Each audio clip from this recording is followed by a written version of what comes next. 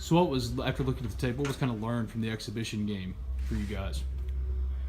That we can score pretty well in transition, and that we can be a pretty good team.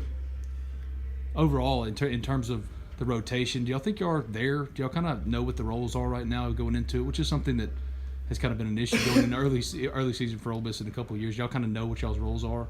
I would say that we do know our roles pretty well so far, but I would say that's something that you learn more as the season goes on. So the roles can change, roles can grow as the season goes on.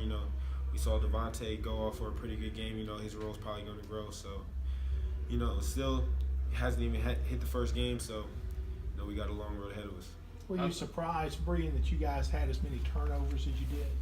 I was surprised. And also disappointed in myself. I had 6, but like I said, it's an exhibition game, and it really counts on Friday.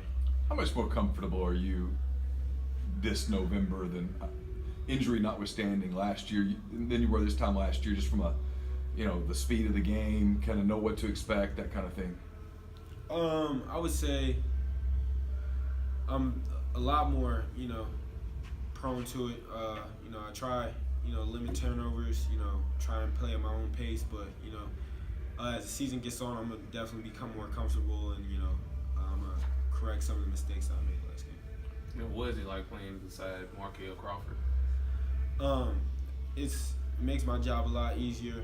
He could play all 3 different guard positions. He could play the point, the 2, and the 3. So, playing with an experienced guy like that,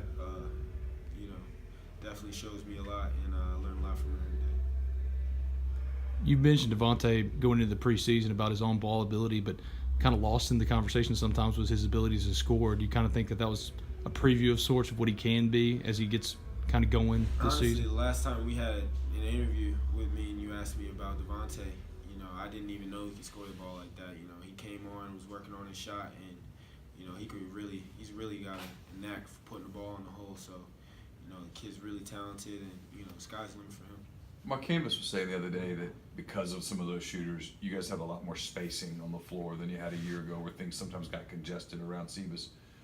For you as a point guard, does that create more opportunity for you to drive and dish, that kind of thing, to get towards the basket? Last year we did try to pound the ball in the post to Sebas because he was our most efficient player, our best player last year, all SEC guy.